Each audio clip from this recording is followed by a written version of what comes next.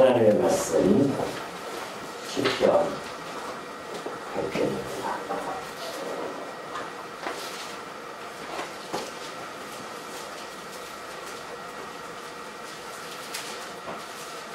시편 100편 구약성경 874페이지 정도 될 거예요.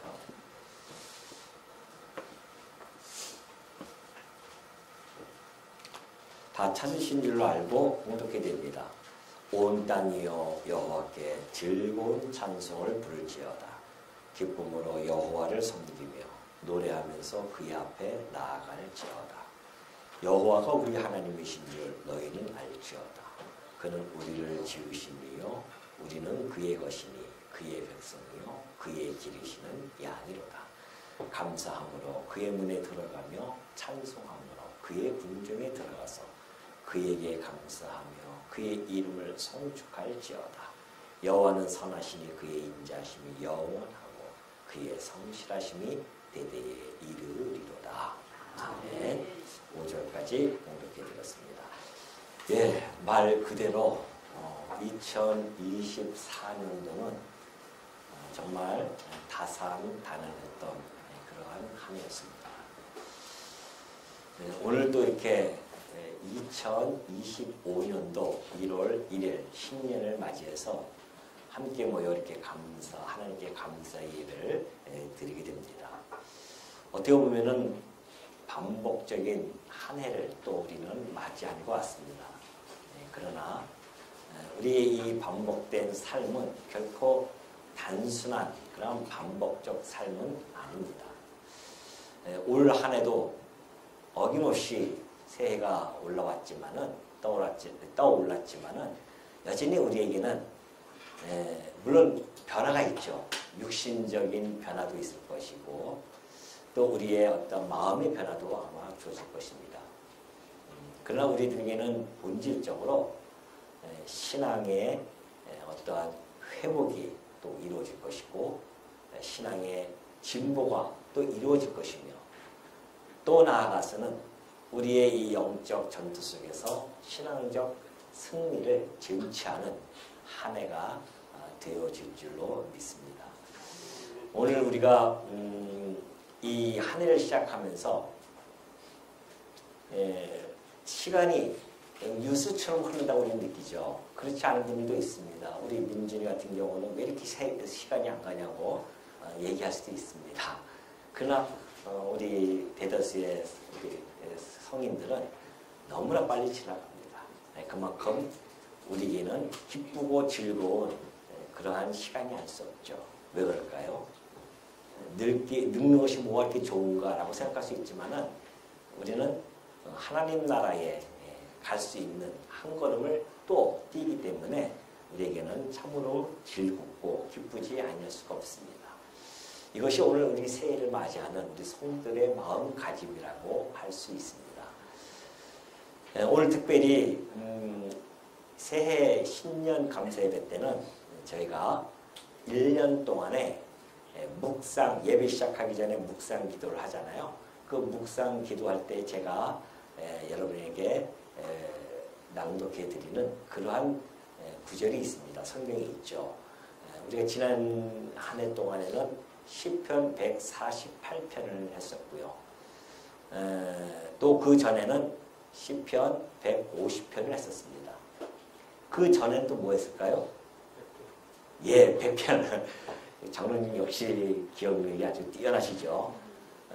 3년 전입니다. 제가 처음에 여기 부임하고 왔을 때 처음 했던 것이 시편 100편을 썼어요. 근데 이 시편 100편을 제가 강론을 하지 않고 그냥 묵상기도를 했기 때문에 올해는 우리가 한번 천천히 이 말씀을 살펴보고 이 말씀에 우리가 또 깊은 의미를 간직하고 매 주일마다 예배를 시작하면서 이 묵상 기도로서 이것을 다시 한번 선택을 한 겁니다. 그래서 오늘 1년 동안에 우리가 묵상 기도하면서 우리의 그 하나님의 그 인자심 또한 자비로우심 그리고 하나님을 어떻게 송축해야 되는지에 대한 것들을 좀 살펴보고요. 여러분이 오늘 이 말씀 강론을 잘 듣고 나면은 매 주일마다 울려 퍼지는 이 시편 100편의 이 말씀이 여러분은 또 새롭게 받아들여질 것이고 여러분의 가슴속에 매 주일마다 쌓이면서 우리가 여호와를 송축하는 것이 어떠한지를 다시 한번 깨닫는 그러한 시간이 되어질 것입니다. 자, 먼저 우리 시편 100편은요. 저자가 미상입니다. 누가 썼는지 몰라요. 그러나 그 시대적 배경을 보면은 대부분의 학자들이 이야기하는 것은 이스라엘 유다 백성들이 바벨론 포로로 끌려갔다가 70년 후에 다시 돌아오죠. 그리고 성전을 짓습니다. 그때에 성전을 짓고 나서 지었던 그러한 시로 그렇게 많이들 보고 있어요. 이것이 그때 당시에 지어졌던 아니면은 솔몬 성전이 지어졌던 그 시기들 간에 아무튼 이 내용 자체는 성전에 들어가면서 부르는 감사시이기 때문에 그 의미는 동일하게 다가올 수 있는데 그러나 만약에 시대적 배경이 포로 이후에 와서 이 시를 했다고 한다면 더 큰 의미가 있죠. 왜냐하면 솔몬 성전보다 스룹바벨 이 성전의 영광이 더 승하다고 했기 때문에 그만큼 이스라엘 역사의 그 굴곡진 그 역사 속에서 하나님이 다시 끄집어내서 회복시켜주는 성전을 다시 지을 때 그때의 그 감사와 찬양시는 이루 말할 수가 없는 겁니다. 그렇기 때문에 더 깊은 의미를 담고 아마 짓지 않았을까라고 그렇게 생각해 봅니다. 자, 여기 표지에 보면은 감사의 시라고 그렇게 되어져 있습니다. 이 감사의 시라고 하는 것은 이것이 이제 일종의 그 시편에는 다양한 장르가 있어요. 장르가 이제 뭐 고난시라든가 뭐 그런 시도 있죠. 근데 이 시는 소위 신정시라고 합니다. 신정시로 분류되어진 것은 95편부터 100편 사이를 신정시라고 합니다. 왜 신정시라고 하냐면은 하나님의 이 주권적 통치에 대한 찬양이기 때문에 하나님이 이 세상을 주권적으로 통치해 나가시는 분이시기 때문에 그 만왕의 왕으로서 그 하나님께 찬송을 하는 시입니다. 그래서 신정시 곧 하나님이 통치해가는 그러한 통치를 찬양하는 시다. 그렇게 되어 있습니다. 그래서 95편부터 100편까지 되어져 있는데 그 5편 앞에 있는 5편 신정시들의 하나의 결말이다라고 보면은 틀림이 없습니다.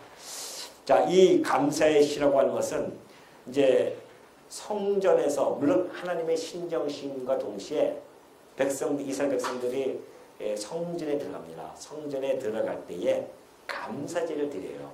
그 감사제를 드릴 때에 사용되어졌던 그 감사 예배시였다는 것을 알 수가 있습니다. 현재 이 유대인들, 곧 이스라엘이죠.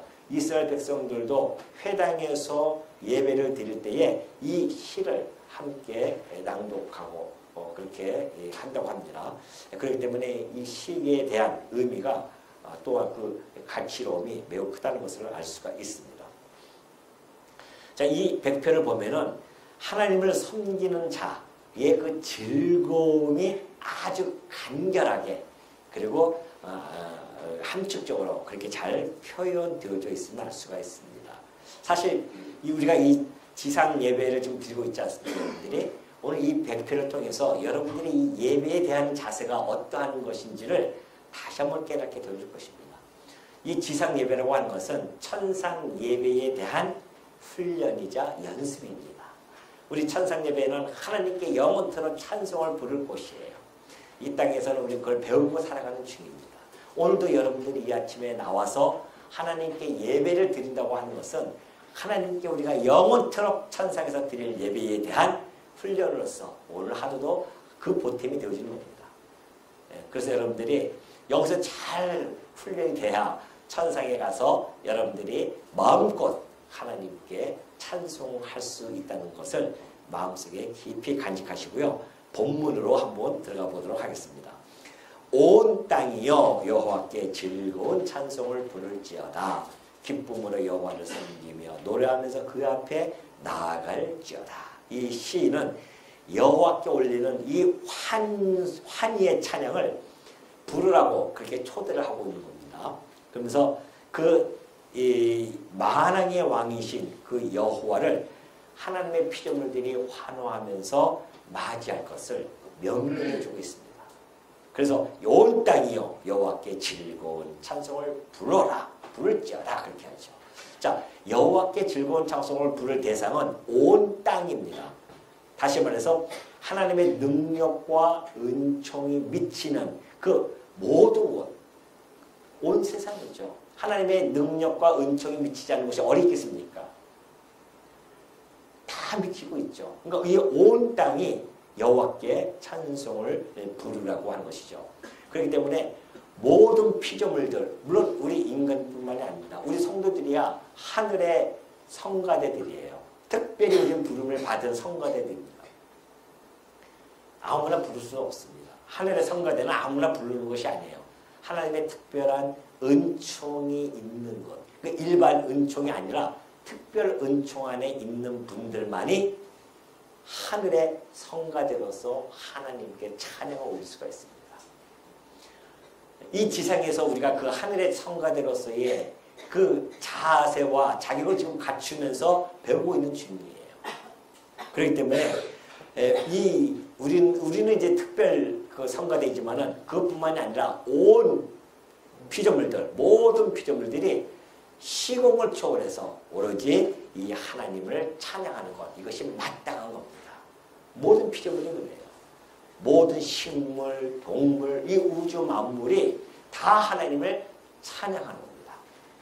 그렇기 때문에 하나님을 찬양한다고 하는 것은 모든 생명 있는 존재들의 목적이자 또한 마땅한 본분인 겁니다. 왜 그럴까요? 사람들은 고민을 많이 합니다. 내가 왜 살아야 되지? 내 삶의 목적이 무엇인지, 내 삶의 의미가 무엇인지 잘 몰라요. 그러면서 그냥 하루하루 살아가죠. 왜 그럴까요? 그냥 살아가니까 살아간다 이렇게 생각합니다. 오늘 하루도 그냥 밥 먹고 직장에 나가서 일하고 다시 돌아와서 자고 이 반복된 삶을 살아가기 때문에 어느 순간에 그 삶에 대한 회의를 느낄 수밖에 없어요. 젊었을 때야 정신없이 살아가니까 그렇죠. 아이를 키울 때도 정신없이 막 살아갑니다. 그다음 문득 아이를 키우다 보면 너무 힘드니까는 그런 생각이 문득 드는 거예요. 내가 이거 아이를 키우러 이 땅에 태어났나?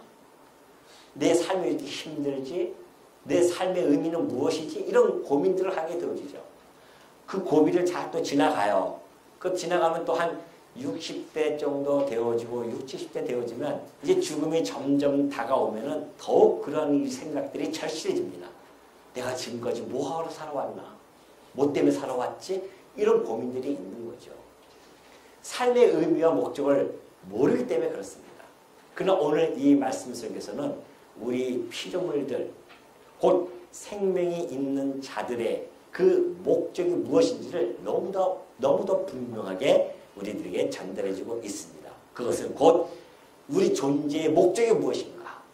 우리가 마땅한 본분은 무엇인가?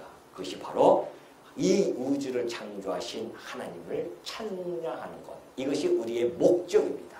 삶의 목적이에요. 그러니까 하나님을 모르는 자들은 받아들일 수가 없습니다. 아니 보이지 않는 하나님을, 그 하나님에 대해서 내가 찬양하는 것이 이 땅에 내가 태어난 목적이라고 받아들일 수가 없어요. 아니 이해할 수도 없습니다. 이것은 하늘의 성가대들만 이것을 의미를 알 수가 있습니다. 왜냐하면 하나님의 영이 우리와 함께하는 자들만이, 나와 함께할 때만이 그 의미를 알 수 있기 때문에 그래요. 그 목적을 정확하게 인지할 수가 있습니다. 그렇기 때문에 어떤 사람들은 그런 이야기를 해요. 찬양이라고 하는 것은 우리 존재의 시작이요, 줄거리요, 완성이다라고 그렇게 이야기합니다. 여러분이 잘 알고 있는 루이스가 그런 이야기를 하죠. 우리의 삶의 목적이 무엇인가? 이 찬양이라는 거죠. 우리 존재의 시작은 찬양이며 우리 존재의 줄거리가 찬양이고 우리 존재의 완성은 곧 찬양이라는 겁니다. 그래서 루터는 이렇게 이야기해요. 우리 인간의 궁극적인 목적은 구원이 아니라는 겁니다. 혹자들은 구원받기 위해서 예수를 믿어요. 물론 막습니다. 그 과정은 그래요. 그러나 그 구원 자체가 우리의 삶의 목적이 되어질 수는 없습니다. 그 뭐가 우리의 목적인가? 하나님을 찬송하는 것이 궁극적인 목적이라는 겁니다. 왜 그럴까요? 우리 하나님께서 그 답을 주셨기 때문에 그렇습니다. 이사야서 43장 21절 보니까 그래요. 하나님께서 이렇게 말씀하십니다. 이 백성은 그래요. 내가 나를 위하여 지었나니 나를 찬송하게 하려 함이니라 그랬습니다. 하나님이 특별히 이스라엘 백성들을 지어요. 왜요? 나를 찬송하게 하는 것이다. 나를 위하여 지었다는 거 아니겠습니까? 나를 위하여 내가 지었다. 그럼 여호와를 위하여 뭐 어떻게 지어졌는가? 나를 찬송하게 하려 하는 것이다. 하나님의 이 궁극적인 목적이 나타나 있죠. 이 우주 만물을 창조하시는 것은 하나님의 영광을 드러내 주심으로 말미암아 그 백성들로 하여금 하나님의 영광을 찬송케 하는 것. 이것이 하나님이 우리를 지으신 목적입니다. 그 놓치시면 이걸 이게 삶의 우리의 목적이에요. 이걸 모르니까 세상 사람들은 방황하고 헤매이는 겁니다. 그러니까 오늘도 살아가면서 내가 왜 오늘 살지? 괴로워, 지겨워, 하루의 삶이 너무 힘들어. 이렇게 빠져나갈 수밖에 없죠. 오늘 나를 하나님께서 그 역사적인 현장에 두신 것은 나로 하여금 그 역사적인 현장에서 하나님을 배우고 하나님을 찬송케 하라는 것이다. 라는 것을 우리가 깨달아진다고 한다면 내가 가 있는 그 역사의 현장이 결코 소홀히 여길 수 없으며 하찮은 곳이 아니라는 겁니다. 어떠한 곳에 가 있든지 그곳이 하나님의 영광을 깨닫고 하나님의 영광을 찬송하는 현장입니다. 여러분의 삶의 현장이 다 달라요. 여러분의 직장이 다 다릅니다. 그러면 그 하나님께서 왜 그걸 보내셨냐 말이죠. 하루 밥 세끼 일해가지고 밥 먹게 하려고요? 그건 과정적입니다. 그건 과정적이에요. 그것이 목적이 되어질 수 없습니다. 만약에 그것이 목적이라 한다면 진짜 비참합니다. 인간이. 그 하루 밥 세끼 먹으려고 가서 그 위에 상사들에게 욕도 얻어먹고 동료와 갈등도 일으키면서 괴롭고 힘들고 밤 늦게까지 쥐꼬리만한 월급 주면서 부려먹으려고 하는 회사와 그 갈등 속에서 우리가 얼마나 고민하고 살아갑니까? 그 삶의 현장을 거기 보여지는 내 삶에 함몰되어지면 그렇게 보여질 수밖에 없어요. 그러나 우리 시야, 성도는 시야를 확 넓혀야 됩니다. 아까 우리 찬송에서 나왔듯이 우리의 시야는 우리의 삶이라고 하는 것은 영혼을 잇대어 살아가는 자들입니다. 성도는 영원한 삶을 잇대어 살아가는 자들이에요. 이 땅이 끝나는 것이 아니라 겨우 60, 70년 생에 우리의 삶을 담고 살아가는 자들이 아닙니다. 영원을 잇대어 살아가는 자들이에요.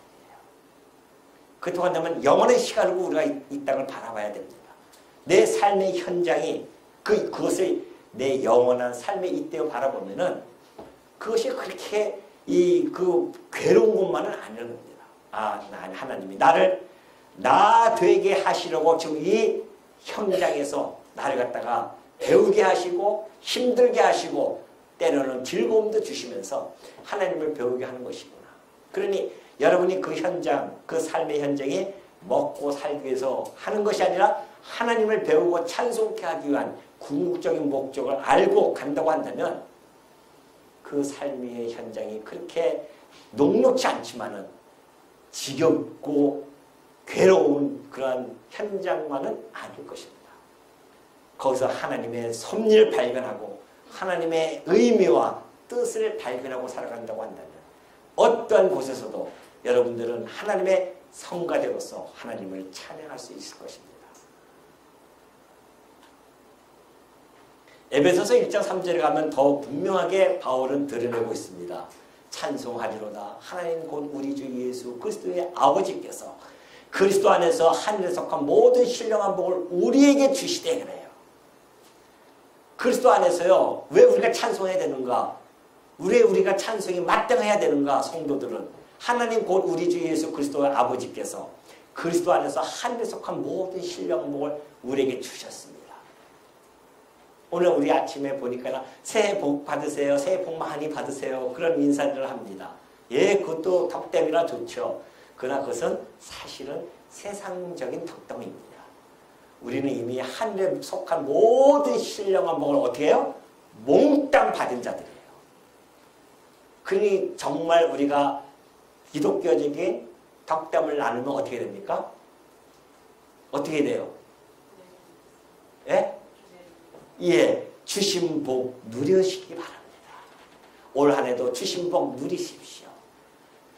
아주 충만하게 주셨기 때문에 하늘에 속한 모든 신령한 복이에요. 부분적인 복이 아니란 말입니다. 신령한 복이에요. 그 신령한 복이 뭐냐? 창세전에 그리스도 안에서 우리를 택하사 우리로 살아가면서 그 앞에 거룩하고 흠이 없게 하시려고 그 기쁘신 뜻대로 우리를 예정했습니다. 그리고 예수 그리스도로 말미암아 어떻게 해요? 크게 한번 해보십시오. 어떻게 해요? 자기의 아들들이 되게 하셨습니다. 예수 그리스도를 통하여서 하나님께서 우리에게 자기의 아들들이 되게 하셨다는 거 아니겠어요? 이것이 이제 3절과 4절에서 또 나옵니다. 이는 그가 사랑하시는 자 안에서 우리에게 거저 주시는 바 그의 은혜의 영광을 어떻게 하나? 찬송하게 하는 것이다. 아, 그렇다고 한다면 하나님이 우리를 신령한 복을 주셔서 하나님의 아들들이 되게 하신 것은 은혜의 영광, 그 거저 주신 은혜니까 우리가 어떻게 하나님의 아들들이 됩니까? 죄악 속에서 영원한 지옥불에 던져질 존재들이었었는데 하나님의 아들이 되어져서 하나님과 더불어서 영원토록 왕노릇하며 살아갈 수 있다? 뭐 때문에 그렇게 해주셨냐 말이죠. 그 은혜를 왜 베풀어줬는가? 하나님이 베풀으신 그 은혜의 영광을 어떻게 하라고요? 찬송하게 하는 것이다. 분명하지 않습니까? 우리 삶의 목적이 너무나 분명하게 나타나 있습니다. 그래서 우리는 고민할 필요가 없어요.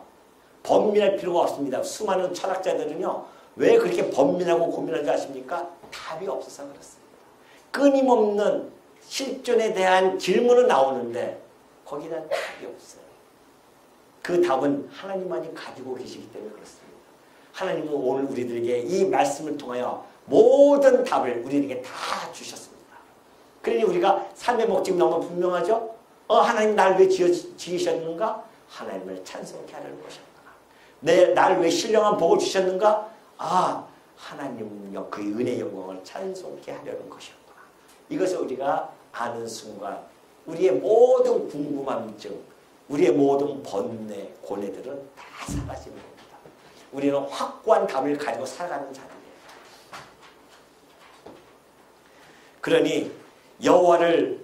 그러니 그러한 여호와께 즐거운 찬송을 부르는 것으로 마땅하지 않습니까? 여호와께 가면서 슬픈 찬송을 부르겠어요?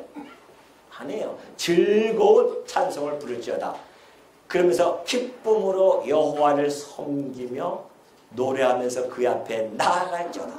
여러분 여호와를 섬기고 여호와께 섬긴다고 하는 것은 여호와를 찬송하고 예배를 드리는 것인데 그 예배하는 자세가 어떻습니까? 어떻게 하라고 합니까? 기쁨으로 하라는 겁니다. 이 세상이 지금 힘들어 죽겠는데 내가 뭐 이렇게 기쁨이 있다고 그러십니까? 여기 있잖아요.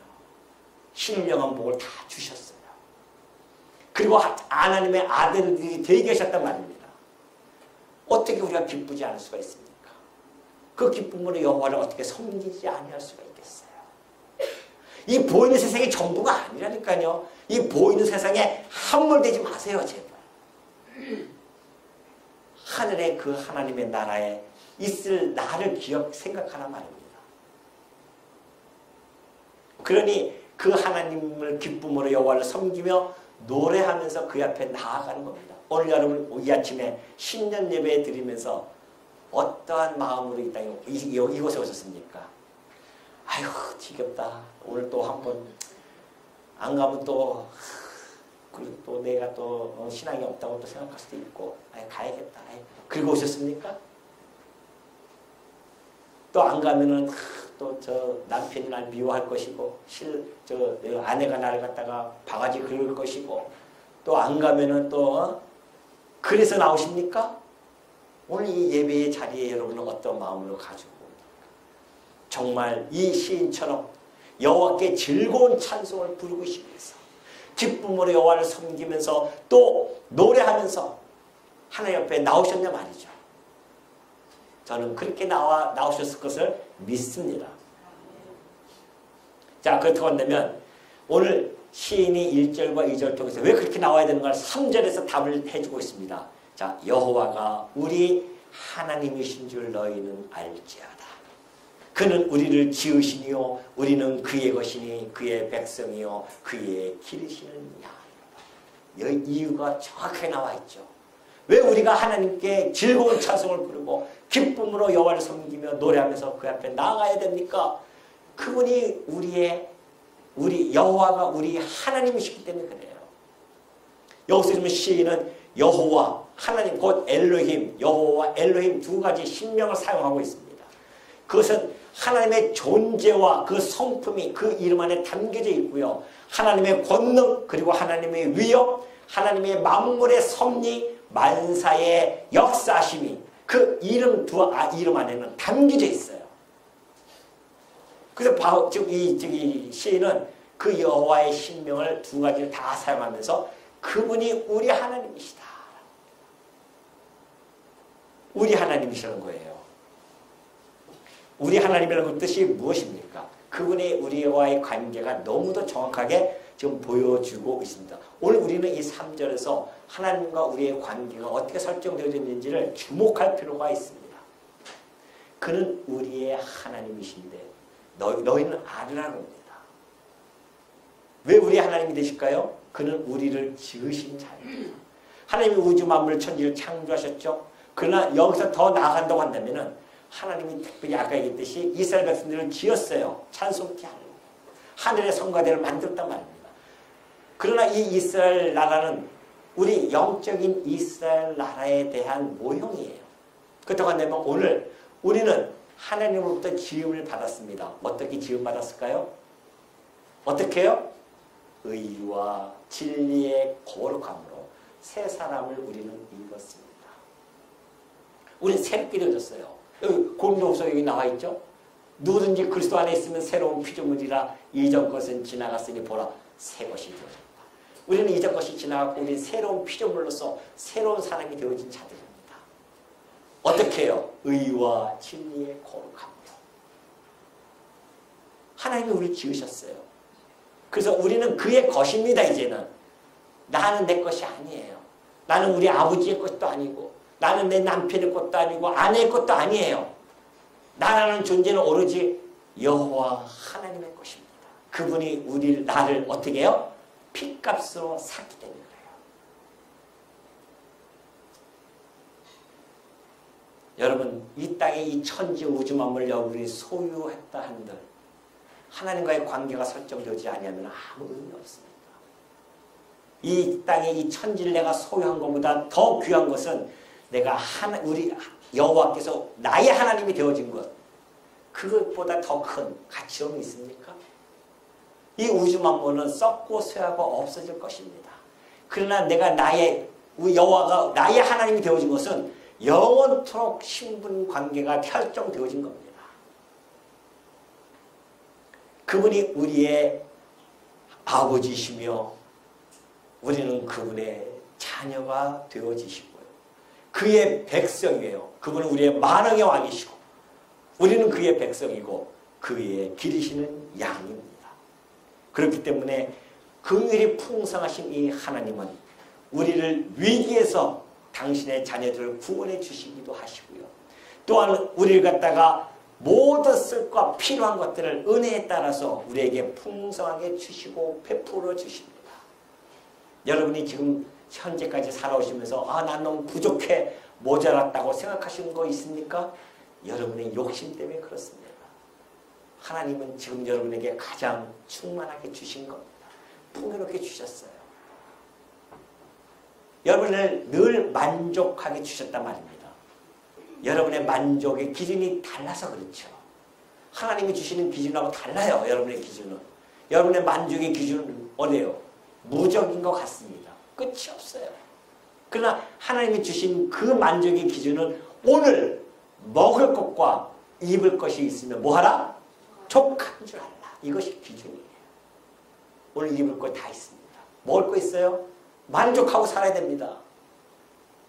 없다고 징징 짤 필요가 없어요. 이렇게 하나님께서 충만한 이 복을 주셨는데 그걸 놓쳐버리면 자기 욕심내에 따라서 부족한 거에 매일매일 부족합니다. 그러나 오늘 하나님이 주신 만족은 다 만족합니다. 내가 봤을 때 다 만족하신 분이에요. 족하신 분이에요. 왜요? 오늘 다 옷 입고 왔잖아요. 입을 옷이 없어가지고 못 왔습니까? 입었죠? 오늘 먹을 거 있습니까? 없습니까? 오늘 다 있어요. 오늘 음식도 오늘 다 제공해 드립니다. 그 내일은 어떻게 합니까? 내일은 내일 걱정하세요. 뭐 쓸데없이 오늘 걱정하십니까? 우리 아버지께서 그렇게 능력이 없으신 분입니까? 안 그렇다는 겁니다. 우리 아버지께서는 우리를 기르시는 양이십니다. 그렇기 때문에 우리를 선한 길로 인도해 가실 것입니다. 그러니 사절에 보면 감사함으로 그의 문에 들어가며 찬송함으로 그의 궁정에 들어가서 그에게 감사하며 그의 이름을 송축할 자다. 그러므로 어떻게 하라? 감사함으로 그의 문, 곧 성전에 들어가고 또 뭐하러? 찬송함으로 그의 궁정에 들어가서 그에게 감사하라는 겁니다. 아, 나는 감사할 것이 없는데요? 아니에요. 우리는 범사에 감사해야 됩니다. 감사할 조건이 너무너무 많아요. 찬양할 조건이 너무너무 많습니다. 그렇기 때문에 이 감사와 찬양은 우리의 예배의 문을 여는 그러한 열쇠가 됩니다. 오늘 여러분 예배를 드리러 올 때 열쇠 가져오셨어요? 감사와 찬양이라고 하는 이 열쇠를 가져오셨냐 말이죠. 그걸 열으셔야 됩니다. 감사와 찬양으로 열쇠를 열 때에 하나님께서 그 예배를 받아주실 것입니다.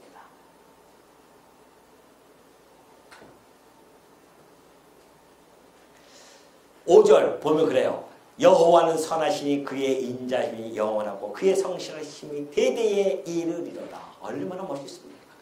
여호와는 선하신 분이에요. 그의 성품은 본래 선하십니다. 그 성품 자체가 선하시기 때문에 그로 인해서 나타나는 결과가 뭐냐? 인자와 또 성실하심입니다. 인자라는 건 뭡니까? 하나님의 그 언약에 근거해서 하나님의 변함없고 그리고 신실한 사랑을 의미해주고 있습니다. 하나님은 언약에 근거해서요 우리에게 변함없는 그러한 신실한 사랑을 베풀어 주십니다. 그게 하나님의 인자예요. 이스라엘 역사 보십시오. 그들이 얼마나 부패하고 범죄했음에도 불구하고 그들을 하나님께서 끝까지 약속 때문에 구원해 주시고 인도해 가시고 그들에게 필요한 것들을 공급해 주신 뿐만이 아니라 하나님의 사랑의 흔적을 그들의 역사 속에 하나하나 발자취를 남겨두셨습니다. 그것이 광야 40년 생활이었고요. 이스라엘 그 역사였었습니다. 오늘날 그 이스라엘 역사가 지금도 존속하는 것은 하나님의 영원한 언약에 근거하기 때문에 그렇습니다. 2000년 동안 그 나라가 없어졌었는데 어떻게 그 나라가 형성되어질 수 있겠어요? 이것이 하나님의 언약 때문에 하나님의 인자심 때문에 그렇습니다.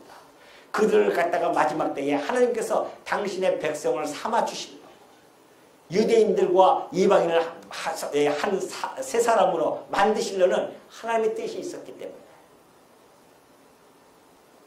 하나님의 인자심은 그 역사 속에 당신의 택한 백성들에게 도도하게 흐르고 있습니다. 성실은 어떨까요? 그의 성실, 하심이 대대에 이릅니다. 성실이라고 하는 것은 하나님의 진실되고 신실하신 그러한 속성 중에 하나입니다. 그래서 우리로 하여금 하나님만을 신뢰할 수 있게 하는 그런 속성이죠. 하나님 만약에 성실하지 않으면 우리가 어떻게 하나님을 신뢰할 수 있겠습니까? 하나님이 성실하기 때문에 우리는 하나님을 신뢰할 수가 있습니다.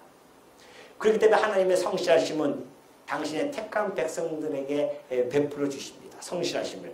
그래서 우리가 범죄했을 때도 이스라엘 백성이 과거에 범죄했을 때 그들에게 징계를 합니다. 그 징계를 받는 순간에 그들이 회개해요. 그리고 그들의 구원을 간구합니다. 그때 하나님께서는 당신의 성실하심으로 다시 한번 그들에게 응답하셔서 구원해 주시는 그 하나님의 섭리. 그래서 그들의 백성들에게 하나님이 든든한 반석이 되어주시고 그리고 그들에게 유일한 의지의 대상이 되어주시는 그 하나님. 그것이 바로 그의 선하심으로 나타나는 인자와 성실함의 결과물입니다. 그렇다고 한다면 오늘 여러분과 저는 어떻습니까? 하나님이 피값을 산 당신의 택한 자녀들입니다. 오늘 2024년도에 그렇게 해왔듯이 2025년도에도 여러분들에게 공고함과 형통함을 겸하여 주실 것입니다. 공부할 때 뒤돌아보십시오. 공부할 때 되돌아보라고 했습니다. 그리고 하나님께 간구하시기 바랍니다. 형통함이 있을 수 있습니다. 형통함 가지고 자랑하지 말고 하나님께 찬송하십시오. 그래서 이 공고함과 형통함을 2025년도에도 여러분에게 주실 것입니다. 그러나 그 모든 것을 합력해서 하나님은 당신의 궁극적 선을 이루어 가실 것이고 결국에 가서는 우리들에게는 유익을 끼치게 주실 것입니다. 이것은 바로 당신의 인자심으로 우리를 그렇게 만들어 가실 것입니다. 그리고 하나님의 성실하심으로 2025년도 역시 2024년도와 같이 우리를 돌보아 가실 것입니다. 그러니 오늘 2025년도 새해 1월 1일을 맞이해서 우리가 이 감사의 시편 100편을 상고하는 것이 우리에게는 얼마나 행복한 시간입니다. 오늘 우리 하나님께서 우리를 부르셔서 당신의 자녀 삼아주셨고 백성 삼아주셨고 우리를 기르실 것이기 때문에 우리는 오늘도 올 한 해도 여호와께 즐거운 찬송을 부를 것이며 또한 기쁨으로 여호와를 섬기며 노래하면서 주의 앞에 나아가는 주의 종들이 되어지시기를 당부드립니다.